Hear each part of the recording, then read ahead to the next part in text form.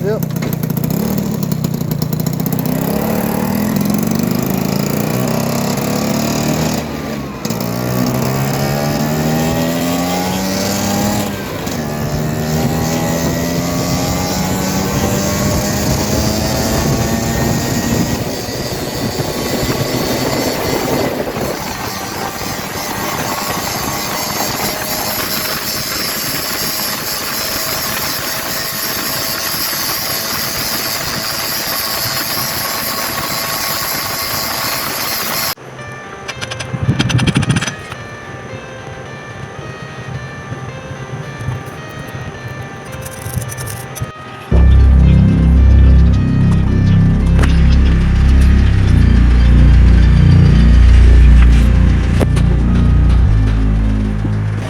Jangan lupa like dan subscribe.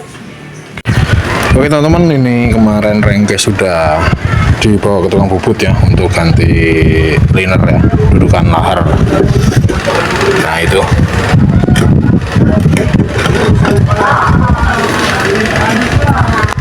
Ini ya teman-teman ya, yang sebelah kiri. Atau kalau di posisi mesin kepasang itu sebelah kanan ya teman-teman ya. Terus ini tadi kita sesuaikan ya dengan bloknya supaya dia itu tidak mudah ngejim ya teman-teman ya. Ini kalau dipasang seperti ini itu harus ada sedikit jeda ya teman-teman ya, jangan terlalu padat ya, apalagi susah masuknya nanti gampang ngejim ya teman-teman ya, karena posisi blok kan kalau udah kena panas kan dia akan memuai ya. Nah karena dia nggak bisa memuai keluar, akhirnya dia memuainya ke dalam ya, menjepit piston ya. Nah ini tadi kita kurangi ya menggunakan tuner. Nah kalau mau teman-teman mau di gerinda bloknya atau buringnya juga nggak masalah teman-teman ya, teman-teman kurangi sedikit-sedikit sekeliling atau menggunakan amplas kasar ya. Terus di sini juga kita perlu melakukan penyesuaian ya, atau ya kita cek-cek ulang lah untuk rengkesnya teman-teman. Ini kondisi rengkesnya nggak rata teman-teman, ini nggak rata ya.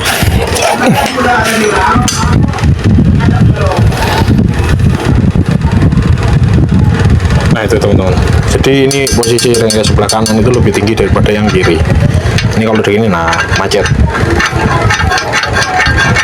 Ini nanti kita ratakan menggunakan amplas saja supaya dia lebih rata ya. Lalu tadi juga sempat kita besarkan untuk bagian hisapannya ya. Ini masih kelihatan bekas tunerannya. Bekas tunerannya udah kelihatan ya teman-teman ya. Ini cuma kita besarkan ke kanan dan ke kiri serta ke arah depan sedikit ya, karena dulu pernah dibubut hisapannya dan hisapannya lumayan kecil ya teman-teman ya.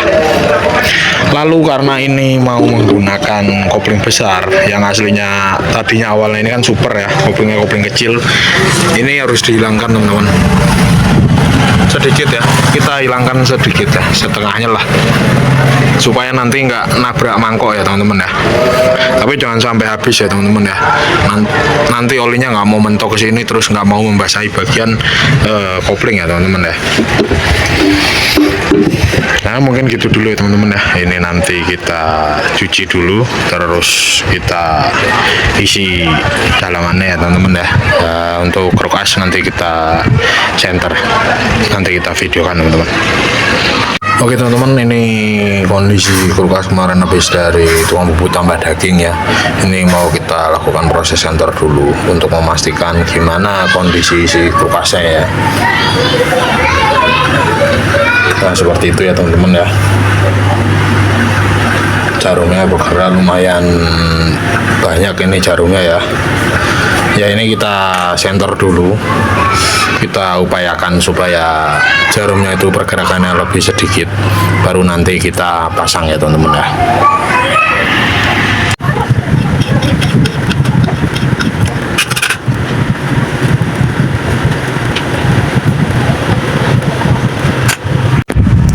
Oke teman-teman, ini kondisi rengke sudah kita bersihkan ya. Terus lahar as roda udah kita pasang. Sekarang kita mau masang seal kerkas ya teman-teman ya. Teman-teman pastikan menggunakan seal keras yang bagus ya. Nah kalau memasang teman-teman, sini bagian seal kerasnya ini bibirnya kita kasih sedikit pelumas ya, supaya dia lebih mudah masuknya ya. Terus ininya juga ya, ini kita kasih pelumas mutar sekeliling. Dan juga ada yang harus teman-teman perhatikan, ini teman-teman, kalau untuk di super ya, ini harus bolong ya teman-teman ya. Dan ini nanti bolongan ya, adanya itu dapatnya di sini teman-teman ya. Jangan bosan ya teman-teman ya. Ini sering saya kasih tahu teman-teman ya, takutnya teman-teman lupa atau salah penempatan, yang ada nanti laharnya nggak awet ya, lahar kulkasnya ya. Nah ini kita kasih pelumas dulu sedikit ya, kita taruh sini nggak apa-apa teman-teman, terus kita ratakan.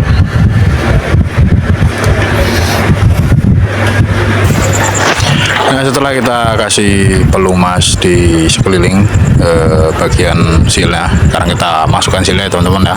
Pastikan masukkan perlahan dan pastikan rata ya teman-teman ya. Nah kalau udah rata seperti ini, teman-teman gunakan bekas makokan persok itu bisa ya teman-teman ya. Nah, taruh seperti ini, terus kita pukul menggunakan palu atau menggunakan baut juga bisa. Nah seperti ini hasilnya ya teman-teman ya. Nah setelah itu kita cek lagi lubangnya. Nah ini ya, ini udah pas. Lalu kita lanjut pasang bearing, caranya sama seperti tadi ya.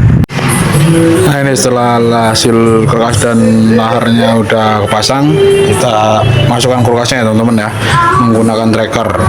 Jangan lupa di bagian ini yang dapat seal dan lahar kita kasih oli ataupun grease ya teman-teman ya, supaya masuknya lebih mudah dan tidak menimbulkan luka di bagian seal kulkas. Ini karena tripodnya lagi nggak ada teman-teman, ini saya pasang dulu kulkasnya, terus nanti baru kita pasang tracker ya. Oke, sekarang kita gunakan tracker untuk memasang kulkas ya teman-teman ya, tapi kita pastikan juga stang serre tidak terjepit oleh rengkes teman-teman.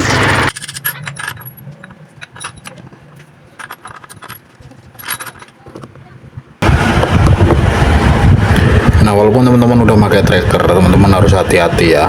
Ini bagian bibir sealnya ini jangan sampai kedorong sama kulkas ya, nanti ikut keluar malah sealnya bocor ya, karena pernya itu lepas.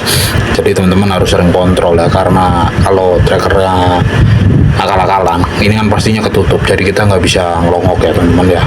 Nah ini karena udah kita pastikan aman, tadi udah kita kasih grease dan oli ya, ini kita lanjut tracker ya sampai kulkas benar-benar dekat ke bagian rengges kiri.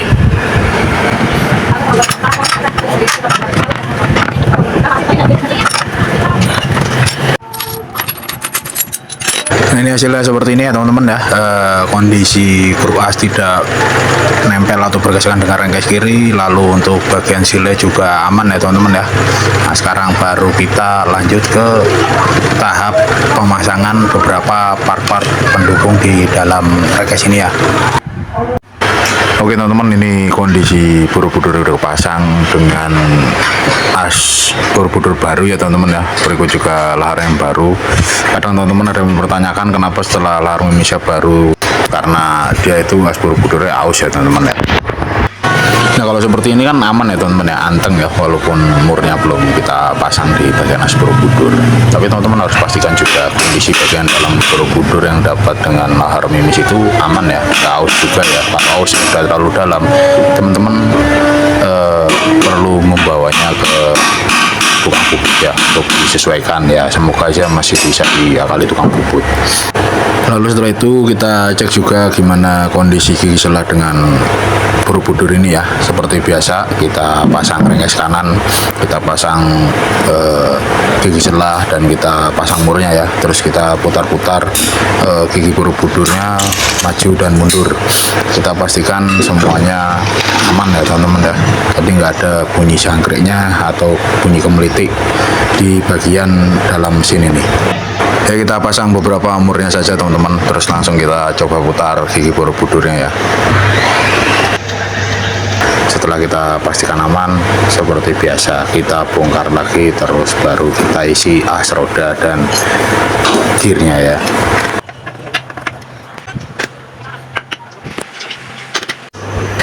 Oke teman-teman, ini kondisi gearboxnya dan asal baru kepasang, dan ini ada space-nya lumayan banyak ya, karena ini upgrade ke gear Strada, dan ini asnya masih dua-dua ya punya supernya, jadi celahnya banyak ya teman-teman ya.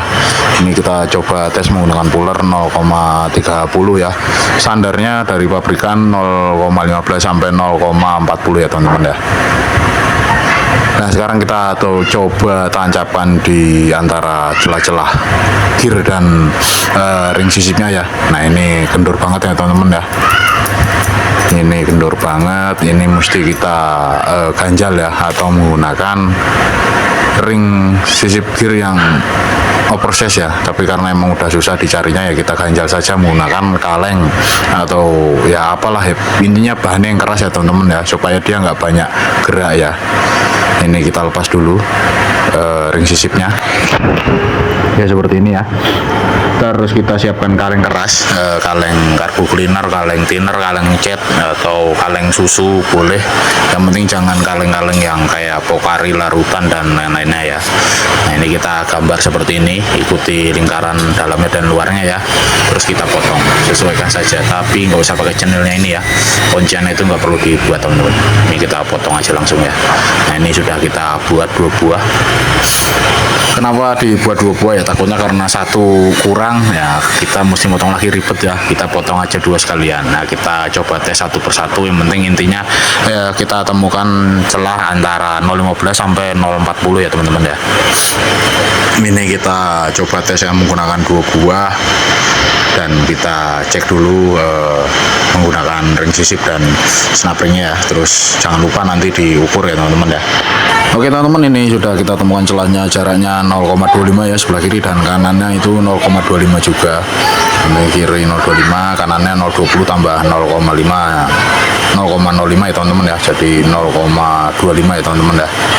Nah dengan begitu ini udah beres ya teman-teman, celah antar ring sisip dan gearbox ya. Sekarang tinggal ditutup aja. Oke teman-teman, ini untuk bloknya ya. Bloknya menggunakan blok lubang 2 ya, yang udah ya begitulah bentuknya teman-teman. Nah ini saya mau berbagi lagi sedikit buat teman-teman ya. Ini kalau kemarin ada yang mau bertanyakan quarterannya celahnya berapa, terus ring share coba diukur pakai puller. Nah ini kita akan ukur ya. Nah kalau untuk quarteran kadang itu kita harus menyesuaikan sama ownernya ya teman-teman ya. Kadang ada yang pengennya adem motornya buat jalan-jalan santai, muter-muter komplek aja. Lalu ada juga yang pengennya rada ya keluar dari bengkel langsung bisa dibetot-betot, tapi ya ada resikonya tersendiri lah teman-teman. Kalau teman-teman sukanya atau senengnya itu motor yang adem, halus, itu teman-teman bilang aja sama tukang bubutnya, quarterannya dibuatin yang adem. Mungkin nanti efeknya kalau quarterannya adem ataupun rada padat, otomatis kan suara seher dan bloknya itu adem, dan tentunya itu ada efek sampingnya. Kalau orangnya sukanya kencang-kencang betot-betot, bisa jadi pas lagi ngebutnya enak-enak nge-gym. Nah itu harus teman-teman ingat-ingat dengan cara ataupun karakternya teman-teman membawa motor. Jadi jangan disamaratakan ya teman-teman ya. Ini kalau ukuran kami ya, ini ukuran kami, cara ngitungnya ataupun cara ngukurnya seperti ini teman-teman. Ini ring piston atau ring seher, kita dorong dulu ke depan melewati lubang exhaust ya teman-teman ya, atau lubang knalpot seperti itu. Itu sudah lewat ya teman-teman ya, ini udah lewat. Nah ini tinggal kita ukur celahnya teman-teman. Ini kita gunakan puller, biasanya kan ada yang 0,04 sampai 0,02 ya teman-teman ya. Itu untuk standaran pabrik ya. Ini kita gunakan 0,05. Nah itu masuk ya teman-teman ya, 0,05 nya masuk ya. gampang keluar masuk ini. Nah, untuk celahnya ini kita buat sedikit longgar karena orangnya sedikit suka lari-lari ya teman-teman ya. Nah, caranya gini teman-teman, ini kita masukkan, kita ukur aja begini.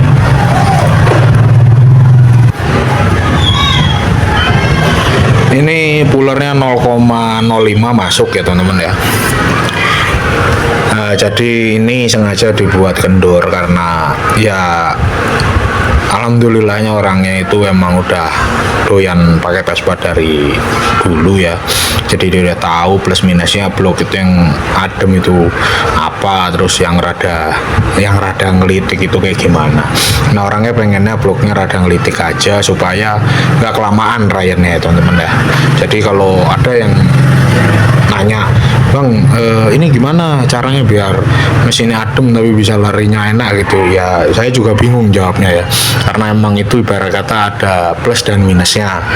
Jadi teman-teman sesuaikan aja cara ataupun selera teman-teman itu pengendari motor kayak gimana. Kalau pengennya cuman buat muter-muter komplek suaranya adem, ya udah di quarter, bilang sama tukang quarternya dibikin suaranya adem atau rada padet. Kalau emang doyan lari-lari ya bilang aja sama tukang bubutnya, kalau bisa nggak pakai Ryan, minta celahnya 0,04 ataupun 0,05, atau gampangnya cara ngecek kayak gini teman-teman. Ini kita lepasin dulu ring sernya.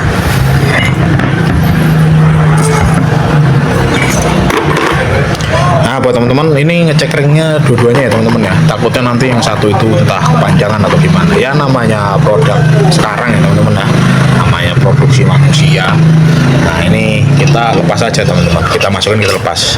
Nah, kalau dia masuknya gampang seperti ini, itu biasanya rayannya nggak lama ya. Tapi kalau masih rada-rada seret, itu biasanya suaranya adem terus ya rayannya rada lama ya teman-teman ya.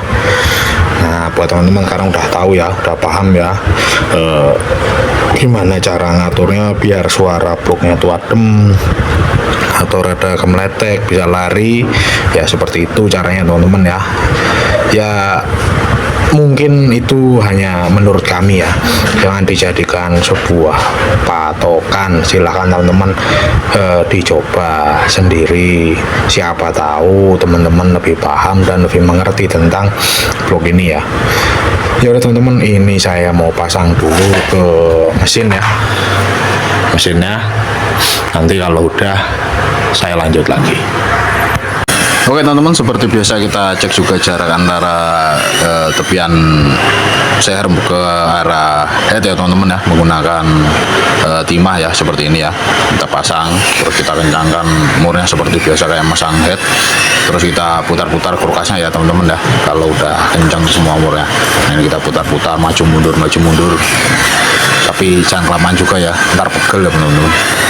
Ini setelah itu kita buka ya keempat murnya. Nah, kita buka dulu. Setelah dibuka kan kelihatan timahnya udah gepeng ya seperti ini ya.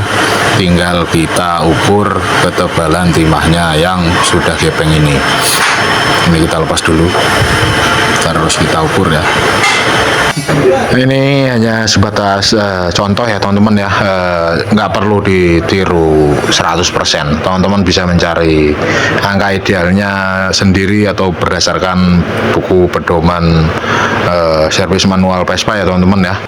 Jadi ini kami hanya mencontohkan saja. Nah, ini masih perlu ditambah packing ya teman-teman ya.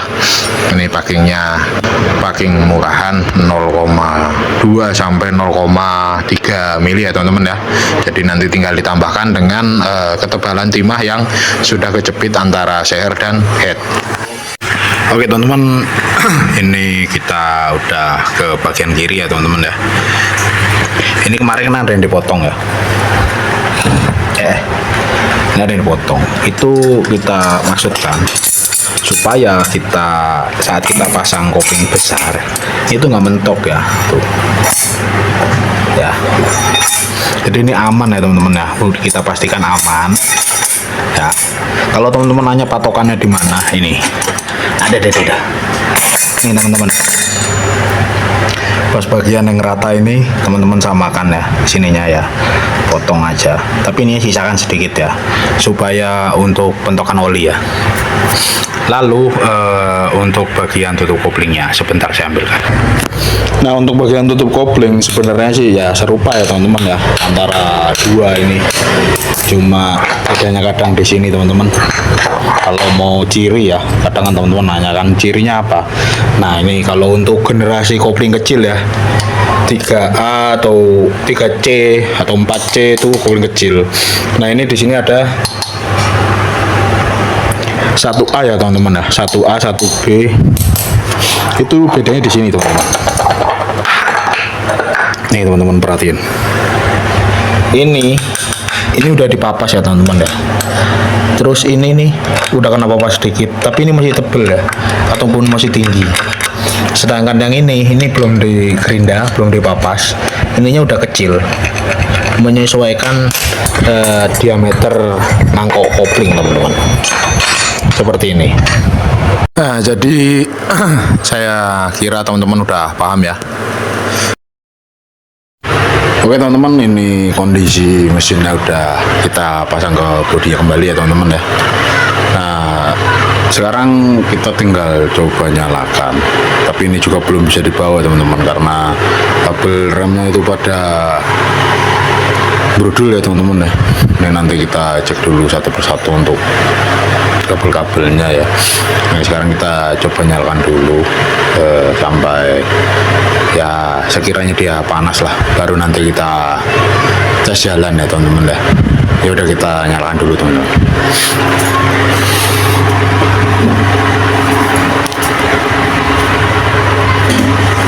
Bismillahirrahmanirrahim.